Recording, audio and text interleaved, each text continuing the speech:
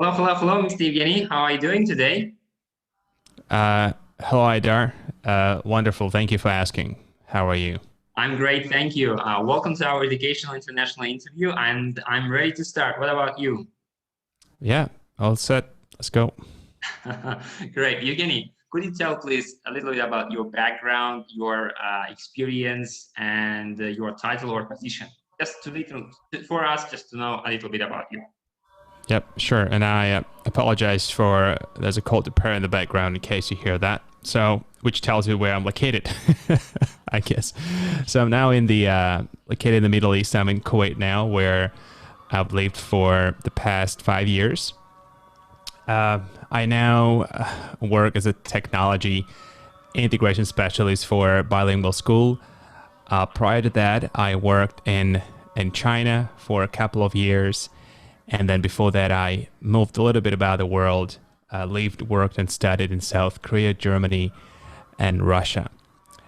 Um, yeah, so I guess to sum up what I do, I help educators, administrators, parents, and students find and integrate technology to best serve their needs, to simplify their workflow, to become more effective, to become more productive, and to have more fun. Great. Thank you so much, Mr. Evgeny, for your answer. We see you are a very experienced teacher, as I know, in the past, and now you are taking the, let's say, leadership position. Is that right?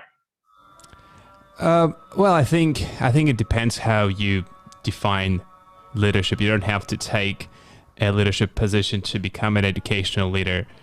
I think these days you've got to be an influencer more than a leader because you've got to be able to influence people rather than leading them. Leading is important, but I think it's more important to be able to influence people to make any reasonable change. But yes, well, I'm not taking a leadership position per se, but in terms of I won't be supervising people, but in terms of setting the direction and leading the school in the direction of technology, integration, innovation, then yes, in this sense, I would say yes. All right. Thank you, Evgeny. So could you tell us and describe your educational philosophy then? My educational philosophy. I don't think I have any really. There are just some guiding principles that I adhere both in my professional and personal lives, I guess. So I have five, um, well, I call them values or tenets, really, which guide my, like I said, professional, educational, spiritual, family, and in any kind of roles, I assume. So the first principle is simplicity. I think that underpins everything I do, and I think that helps me move along the life with less friction, really, because the world we live in today tends to be complex. Technology adds to this dynamics, development, just the pace of life, really. And so to counter that, I think being simple and striving to streamline things, streamline processes, if we think about um, organization or personal development, leading of the teams, conducting business, I think simplicity has lots and lots to value. Um, so yeah, I think I can talk about each of those five things for an hour, but I'll just cut myself short. So the first value that underline my work is simplicity. Number two is authenticity. Authenticity means being bold, being honest, being sincere, because there are so many forces that make you behave in different types of ways, different types of scenarios. You've got to adapt for sure, but you've got to be authentic. You've got to be, I think, honest with yourself and honest with people. That's what I value in, I think, people around me. And definitely what I value in, or try to be in myself as well, being authentic, being honest, call spade a spade when it's due. Um, so number three is sacrifice. Actually, I'm still juggling three terms. I'm torn between sacrifice, investment, or something else. I think, yeah, those two, sacrifice or investment. So what I've learned is that whatever success, whatever you define it, whatever I have experienced in my 32 years has been a factor of major sacrifice or investment, time, finance, efforts, you name it. Most of the time, it's a combination of all three. So anything that is worth talking about in my life has been achieved by a sacrifice or a contribution or contribution, that's the third word, or investment. So I tend to look at things that, again, apply to education, apply to anything I do really. If it doesn't require sacrifice, when I say sacrifice, it means you need to give up piece of life. If you don't throw life at this, I'm not going to pursue that. So it's got to sacrifice. It has to necessitate some kind of investment, financial or otherwise. Otherwise, it doesn't interest me because, like I said before, anything that is for free, it comes and goes. So number 4 is adventure. Again, I have a couple of terms for that, but I'm still trying to pin them down. But basically, the idea is that you've got to do it yourself. I call it adventurousness or exploration or independence. So still trying to figure this out. The idea here is that, again, there are so many people out there who would like to tell you their mind, who would like to set the direction for you. What I'm trying to do right now, basically telling you all those things. But at the end of the day, you've got to figure this out by doing it the hard way. But it's this, it has to do with intuition as well. It's got to do with authenticity as well. But what I've come to learn is that those discoveries that I've come across in my life were the results of exploration, being curious, exploring things without sometimes a clear purpose, really. To give you an example, little did I know when I bought myself a camera, it was about 3 years ago, little did I know that I'll be working almost full time as a videographer now. It was just a sense of pursuit of unknown, pursuit of something, something that didn't have really a meaning. So this sense of exploration, that we have to nurture in ourselves. I wouldn't say I'm not preaching here, I'm just talking about myself, but that's the 4th one. And the 5th one is, again, I have a couple of names for it. Not names, nouns. I'd say it has to do with beauty, with elegance, which has to do with simplicity. So the 5th one, let's call it elegance. I think whatever we do in our lives has to be, there's no reason for it not to be beautiful. It has to be elegant. It has to be, we're talking about visually elegant, or if you cook something, it has to be tasty, or if you prepare a lesson, it should be elegant, because otherwise, what's the purpose of making things if they're not add beauty to our lives? Our life, at the end of the day, needs to be joyful and beautiful. So that's what I'm trying to do when to give an example, when I edit video clips, or when I work with anything really, when I design worlds in Minecraft, when I design solutions, either technical solutions or any kind of solutions, right? They have to be, I try to make them elegant, try to make them simple and beautiful. So those 5 values, beliefs, whatever you call them, really doesn't really matter. But what matters is that they underpin how I approach life. So the first one is simplicity, making things simple but not simplistic. Again, I can talk about any of those for a long time, but I know we are on a tight schedule. So the first one is simplicity. Then the next one is authenticity, being authentic, being bold. If you don't want to smile, don't smile. If you want to laugh, being authentic. And I think that's important. Number 3 is sacrifice or investment. Be ready to throw part of your life at something to get the results. No pain, no gain, in other words. Number 4 is adventurousness, or sense of exploration and making a full step, not a half step. And number 5 is elegance or beauty, trying to incorporate elements of design and elegance and beauty into everything you do. Hopefully this answers your question. Evgeny, thank you so much. I appreciate your answer. I think that it's not related only to the educational philosophy, but mostly the personal stuff.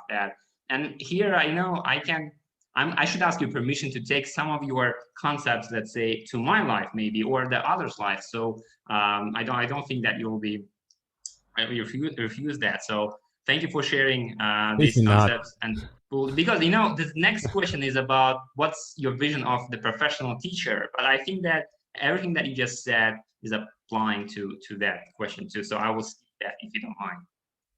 Yeah, and you can't call them, I can't claim them. I didn't make them up. They're just, these are just the results of, observation of, this is life really. I cannot claim, put my name on life. This is life, We'll give you credit. No worries.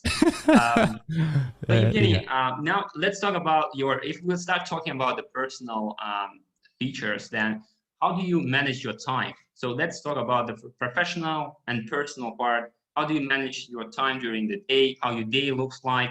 And what do you do to be effective? You see, I don't think you can manage time. And it's not my words. Actually, 90%, if not 100% of what I'm saying are not my thoughts. This is just a refinement of everything I read, listened to, anything really. So I'm not taking credit for anything that I'm saying, because once I'm talking, I clearly recall where I heard it from and who I heard it from, and sometimes even when. So a person, and if you want to know the reference, so who said that, I will be able to do that. But just for the sake of simplicity, I'll just say, but I'll preface that by saying that these are not my thoughts, so I'm not taking any credit for that.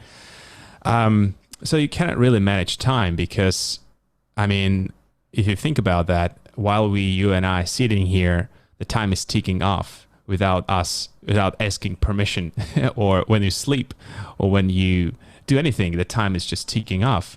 So you can create an impression of managing time, but what you're actually doing is that you're managing yourself.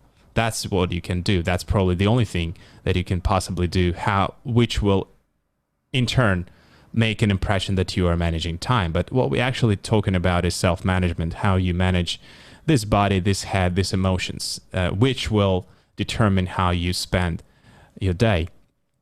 So talking about self-management, I need to talk about attention, because this is what I think determines for the most part how you spend your time, how you spend your energies, how you spend your life.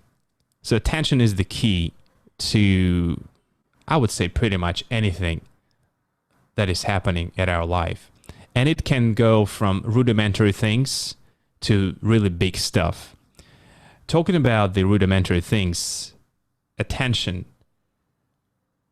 how intentional are you with your attention? When you pick up your phone, were you intentional to pick up your phone? Were you intentional to check the messages on your phone? Were you intentional to open an email, or were you not? So that determines I would say, for the most part, the quality of your life. I remember I read somewhere a quote that the quality of one person's life is determined by their quality of attention.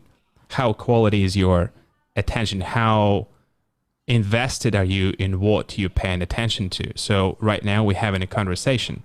So am I thinking about something else, or am I 100% invested in what I'm saying? For me right now, the rest of the world, it still exists. I have a kid, I have family responsibilities, but I'm trying to limit those, I wouldn't say distraction, but I'm trying to be fully invested in what I'm paying attention to, which is my camera at the moment. I'm looking at the web camera. If you were you, Aidar, would be looking at you as my interlocutor, but because you are, we're talking through Zoom. If I'm looking at you, I'll be not looking at the camera, but I'm trying to imitate the eye contact. That's the poor reality we now have. To maintain the eye contact, you've got to look in the camera, but it is what it is. Anyway, so attention is the key. Intention and attention, or intentional attention. Think about this way. You can just think about your life in general. anything that you've been able to do successfully was only possible because you paid attention to it. You were intentional and you paid attention. Anything that is, I wouldn't say waste of time, but definitely not productive use of time, was probably a result of either lack of attention or compulsiveness. So to manage yourself, I think the first thing is be really, I would say, aware of where your attention is. And it starts, again, like I said, with the rudimentary things. When you pick up your phone, what's your intention? Are you going to check Messenger? What are you expected from there? Are you going to do? And that applies to everything. So let me just quickly show you. Actually, I cannot show you this. But anyway, so you say about starting my day. So when I start my day, I would say working day. I'm not going to go into personal stuff, but before I turn on my laptop, I sit down and I think to myself, what are the important things I need to accomplish today in the next 3 to 4 hours? I jot them down on the paper, and I've been intentional to do those things first. I'm not sure if you're familiar with Stephen Covey and his 7 habits of highly effective people, and how he said first things first. And so it's important to prioritize those things. And that might sound like a broken record, but often than not, first thing we do, we check our emails when we turn on our computer, which I found to be really bad use of my time and bad management, because you can check your emails until you're blue in the face. But I try to push up the things that I need to do, accomplish something really, before I go down to some maintenance things, which is checking your email. So today, for example, I've got to edit something, do some edits. I can definitely check my emails first, but then that could lead me down a rabbit hole, you know. Sometimes you get an email that leads to another and another. So I intentionally put some things, or push some things up my agenda, editing in this case. Do this first and then move on to more maintenance things like checking my email, checking my messengers and other things. But that has to be intentional. So this, I think, is a shorthand to answer my question, how I manage my day. It's being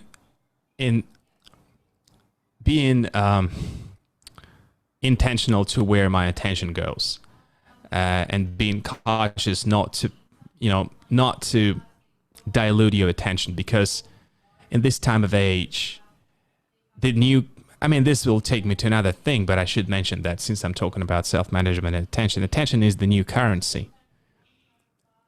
It's a new currency that everyone is trying to get. Everyone is trying to get your attention, because this pays. When you on a social media, you don't have to pay financially, but you've got to pay with your attention. Advertisement that you get, that you look at, you've got to pay.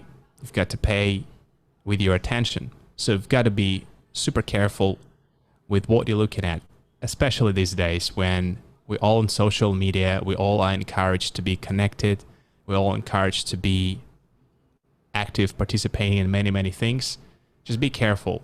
Be careful and mindful where your attention goes, because that's not the most precious currency, but that's definitely a currency that everybody is after. So yeah, I hope this is a little bit convoluted and a little bit misleading maybe, but what I'm trying to say is you can manage time, you can manage yourself, and one thing I would say by trying to be laconic is attention. Pay attention to where your attention is. I'll leave it at that. Thank you, Evgeny. No, it's completely fine. Thank you for your broad answer. I think that if you put all your answers together, that will make you, like, your concept, your philosophy, and your lifestyle. Now, I would like to elaborate more about what you just said, but I would like to move with the next question so we can cover more topics. Now, I just quick and maybe for the short answer. So listening skills, are they important? When you talk to another one, you already mentioned when you pay attention to something else, but when you listen to other people, is that important, and how do you do that? I think it brings us back to the previous question of attention.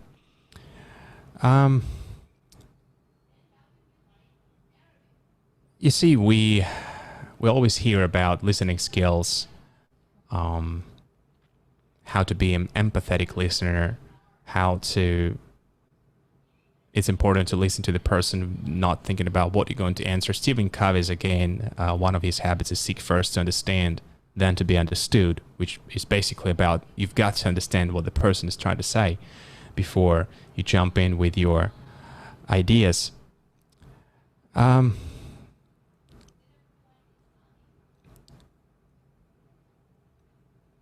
think the hardest part for me when it comes to listening is get the stuff out of my head, get all this nonsense out of my head, and actually see what the person is trying to say, not just with her words, but with her emotions, with his or her body language. Because just to give an example, personal example with my wife, and I'm pretty sure the listeners will be able to relate to that. Sometimes you don't even have to listen to the person. You just need to, sometimes just a glance at if you know the person well enough, you just need to glance at the person's facial expression or the movement of their hand, if you're attentive, to know what they mean or what they really mean. Because that's what we are. The words that we say, it's just the surface, really. So by listening to the words, if we're talking about skills, I don't think you'll be able to get the person or understand the person, because you're still listening to the person, to what they're saying, and then you see, when you listen to someone, the sound actually happens in your head. The person talks, but then you perceive the sound, you apply your experience, your expectations, and everything else. So the hardest part is to get this nonsense out of your head and actually just see the person the way it is, which brings me back to attention. So paying attention to your nonsense in your head and get it out of the way to actually see the person, being 100% attentive to this person, what they're trying to say, what they're not trying to say, what they're trying to hide, what they really mean. That's, I think, the only thing that I would say. What helped me is to be in this state is to be well rested, to be physically fit. Because if something bothers you, you didn't have enough sleep, or you have some missed deadlines, or you have other things, you have other, agendas running in your head, you can't really possibly listen to the person because you have all these things going on in your head. So that's why when we were scheduling this meeting, I pushed it back, because I knew I wouldn't be able to listen to you either or concentrate, because I have other things to take care of. So trying to limit all this agendas that you need to take care of, so you can actually, open up to what the person is trying to say. So that's, I would say, the listening skill. So the listening skill actually come before the listening takes place. You've got to prepare yourself and being in this state of readiness to actually perceive what the other person is trying to say. Thank you, Evgeny. We do actually appreciate your time, and thank you that it's completely fine with us that you pushed the meeting back. It's fine. You are with us right now, and we're happy. Let's go back to professional sphere, and let me ask you about the meetings. So I saw how you lead the meetings. I saw what you used to do that, and it's really great lesson for me. But let's say I will ask you a question with two parts. The first part, what's your style of meetings? All right, what's the effective way to have the meeting? And if you are not leading with the meeting and you are just a guest there, and there's a conversation that's not really touching you, let's say, and they're asking a question in your opinion about that, but you don't know what really to say about that. So what's your phrase? How you will respond to that? Okay. All right. So let's answer those questions. The first one is, what's my style? Well, I think it depends in large on the context, really. What do you want to get out of the meeting? If you want to just chat like what we're doing right now, or if you want to get things done, it's a situational management in its purest form. You've got to know what you're after. If you've got 2 people, 1 people, 3 people, 4 persons, that will determine your style. It's like a playing field or battlefield. Normally when we have meetings, I think you're referring to esports meetings, we have 3 or 4 people, so it's fairly casual. It doesn't have to be, I would say, scripted or protocoled, because you just have 4 people. If you have larger number of people, you've got to have some protocols. You've got to make sure that every voice is heard, that, so all opinions are heard. I don't think I have a particular style, but I do have some guidelines that I would say be applicable to any kind of situation. And they again brings me back to the 5 points I said: the simplicity aspect, the elegance aspect, the authenticity. If you feel that the item on the agenda is not worth the time, just being blunt and say it. If you feel that the person is talking too much, feel free to say that. I mean, politely. If you want to draw an answer from a particular person, just ask this person to speak up. So sometimes I'm being blamed to be a little bit too blunt and too direct, and I know that. But I think I'd rather err on the side of directness than indirectness and beating about the bush. So I think that's my style, and most often than not, I believe people appreciate that directness, because we're all on the clock. We all want meetings to finish on time. We all want to get some things done by the end of the meeting, because that's the reason you get people together. It's also very important, critically important, to have an agenda before the meeting. I think these days, I think it's a rule of etiquette, really. Before you have a meeting with anyone, really, you've got to have a clear agenda. Again, unless it's just a chat. But if you have a formal meeting with a group of people, especially not high ranking, but any kind of person, really, because we all have schedules, you've got to have a clear agenda, like a lesson, really. What do you want to accomplish by the end of this time period? What are the things you need to discuss or inform or update? And then and that will, I would say, lead you to appreciate time more dearly, rather than if you just have a meeting, a vague agenda, then people tend to waffle and ramble on, and then you accomplish nothing. So have an agenda beginning with the end in mind. Again, another tip from Stephen Covey, using design thinking or understanding by design by Jim McKay. So what do you want to accomplish by the end of the meeting? And that will lead your thinking. So the next question: how do I respond? I guess I think I understood it correct. How do I respond to a meeting where I'm not invested in, and then I need to? Is that right? Yeah, let's say they're asking a question and you're not really there. Well, I think you've got to ask yourself a question: why are you in this meeting in the first place? If you're there and people are talking about something that I would not say interests you, but then it's partially you who should be asking yourself, what am I doing here if I'm just sitting here and people are talking and I'm not invested? So maybe it was your oversight. Maybe you didn't look at the agenda before the meeting and then understood that, well, I don't actually have to be there, but which is an ideal scenario. But most often than not, yes, we end up in some meetings where we don't want to be. What I've noticed from my observations is it's quite easy to zone out and just stop paying attention to the meeting. We all do that, especially now with the Zoom meeting. You have so many options to be distracted. What I came to realize is that it doesn't really help. We're trying to save time. We're trying to multitask, accomplish something while doing something else. And what I've noticed is that it really draws me out. When I'm at the meeting, and then if I'm doing something while at the meeting, by the time I'm finished, I'm so tired. I'm not sure what is happening in my brain, whether it is just Zoom or just me, but this is what I've noticed. So I would say, I know it's hard to pay attention to nonsense or to pay attention to something that doesn't interest you, but try to get some, I would say, benefit out of it. Try to pay attention to things that go wrong and how these could be changed, or how things shouldn't be done.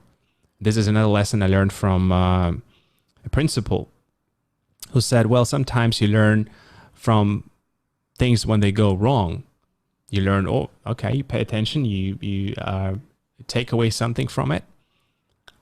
So that's a good point. If the meeting is boring, there has to be a reason for it. I mean, it might be just doesn't interest you, or maybe the facilitator is not the best facilitator, or maybe the time is not managed properly. So take it point and take it with you to your meetings when you facilitate them. But yeah, so to give a direct answer, how would I answer? Well, I'm a troublemaker at the meetings. When I attend meetings, I normally make people uncomfortable by being a little bit direct, a little bit blunt. So I would just stick to my agenda, and people know. I mean, people who have worked with me know that I sometimes make troubles. I mean, little troubles. So yeah, I'll probably do that. Probably this will wake up someone else. So yeah, I'll be direct and say, well, I think what we're talking about here is misses the mark because of this, and that. Create some kind of, I wouldn't say tension, but yeah, point of discussion, I would say. Thank you, Evgeny. The next question will take us from your personal world to the professional side in terms of perception of the ideal international school. How do you see actually the place that everyone is happy? Maybe that's not existing at all, but just in case, how do you picture yourself the ideal international school from teacher's point and students' point and administration? It's good that you said that this last part, because I was about to say you can't really make everyone happy, because it's like when you we were just talking about this earlier today about when to come to school. So if you have, let's say, school starts, let's say at 9 instead of 8, kids are happy. They've got to slip in, but teachers aren't happy because now they have to leave work late and so forth. So I think I'm not saying it's exclusive elements, but it's definitely sometimes hard to make every stakeholder happy. And I think the purpose of educational institution is not happiness, is not to make everybody happy. Really, I think that's the consequence. Really, it's not the end in itself. So, an ideal place. I'm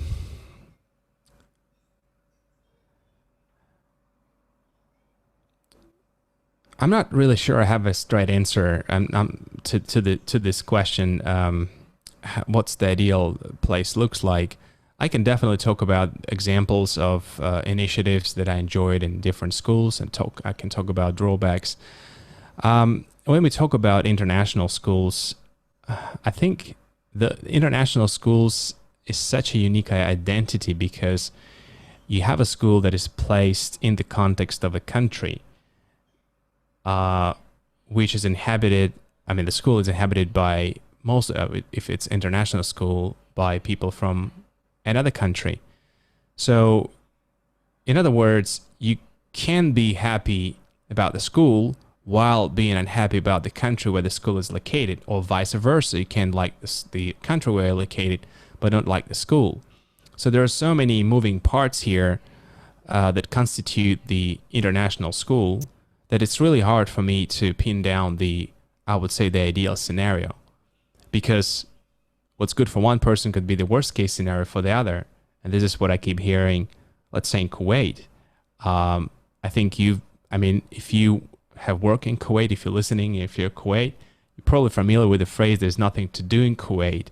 People always complain about the lack of things to do. Probably even now, this lack of things to do has been exacerbated by the COVID.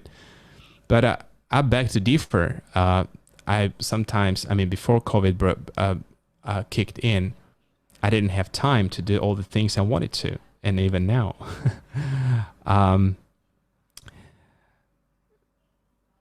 I think there's so many things we can talk. We can talk about leadership. We can talk about the school support, school community. There's so many things, really. I think what I can really talk is what I've experienced. I think that's the only thing that I can authentically put out there. What I witnessed is no matter what the school does, there will always be people who complain. That's for sure. This is 100%.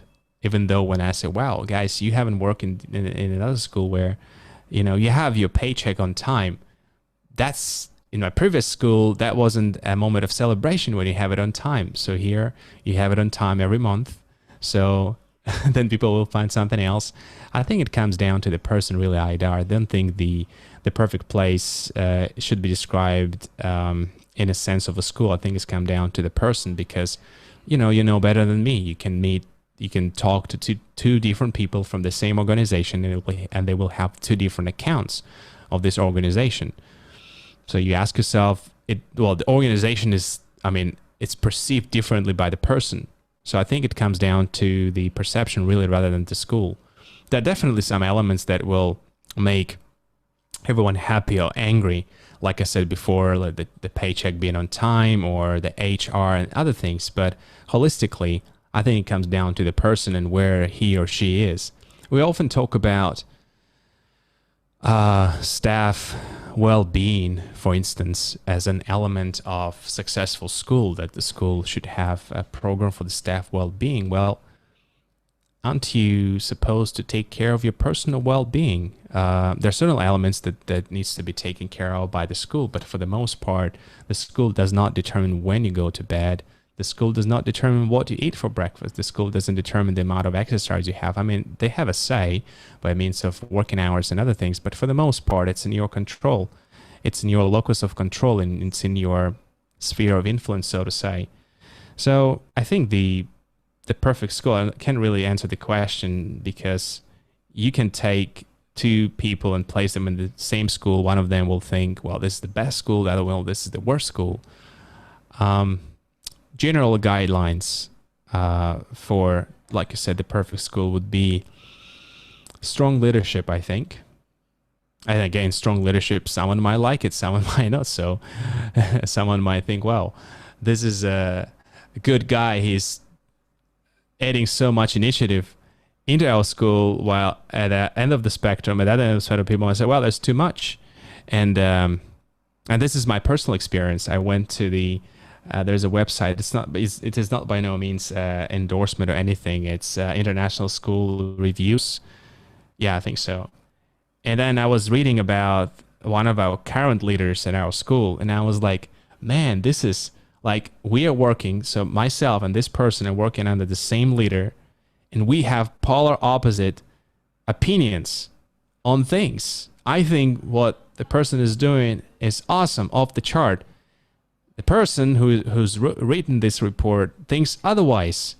So how can you actually talk about an ideal place where you have people with such a difference of opinion? I think that, Evgeny, the best place for you and for me will be the place where you find the people who think same as you are, or myself. So I think you'll find a place where you have the brothers and sisters in terms of the aims, goals, and the lifestyle, let's say. Evgeny, I would like to ask you the next question. Have you ever thought of being a director or the leadership on the high ranking? So sometimes we see things and they say, oh, I will do it differently. I will tell this. So have you ever thought about this? And what do you think this is the question that will lead like in 10, 20 years from this time? Well, I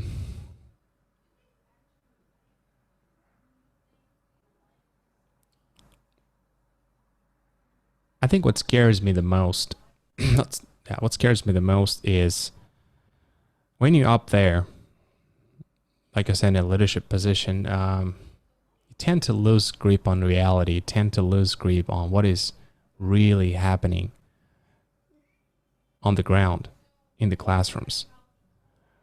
Very few are able to maintain this grip on reality while being very up high, either by means of delegation or by other management tools. So I'm not sure I'm there yet. I'm not sure I am really ready to be to assume a leadership position while maintaining in touch with what is happening on the ground. Because what I've witnessed is through my work is that once people get out of the classroom, they tend to forget very quickly what it is to be a full-time teacher with kids in the classroom, tight schedule, and needy kids. Sometimes we can have, I mean, I'm not in a leadership position, but I've been out of the classroom for a while. Sometimes we can have meetings, a 1 hour long meeting, and not a single time a word student comes up. So we're talking about procedures, strategies, we're talking about all these fancy things, but a word student doesn't come up once. So we tend to, by we, I mean my current department, I would say, I can't blame anything, but I'm part of it. But this is just I'm noticing is that it's really hard to not to lose focus while you're doing this.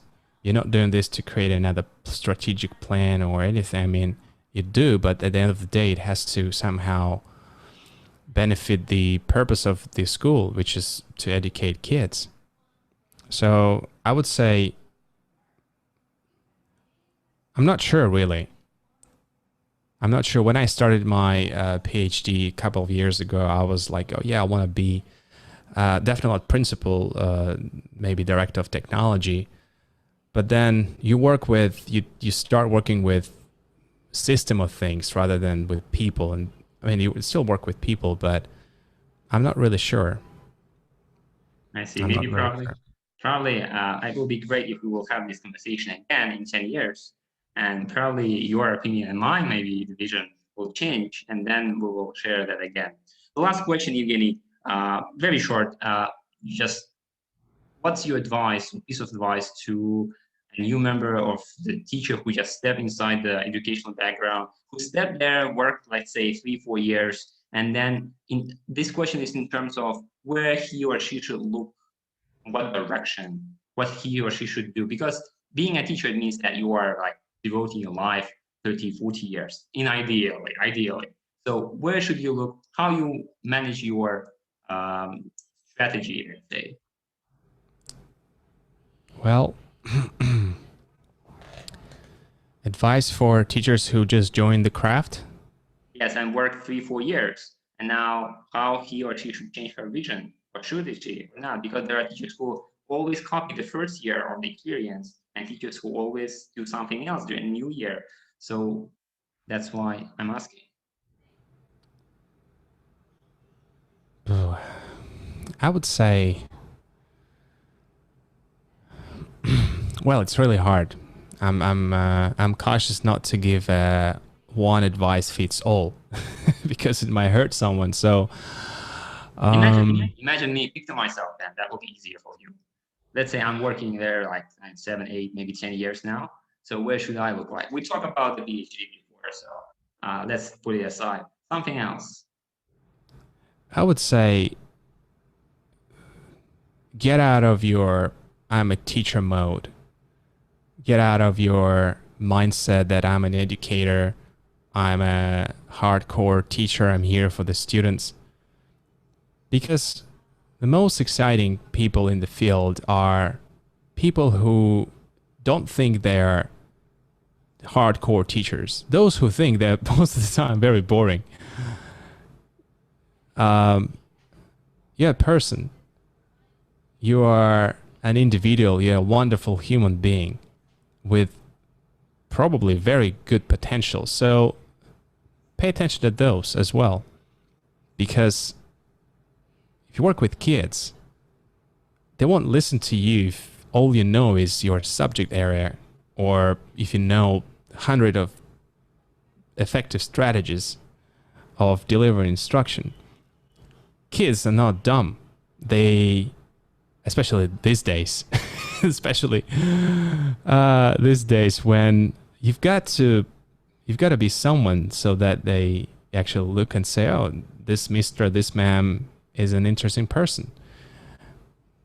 So look at those, look at your life holistically, not just through the lens of an educator.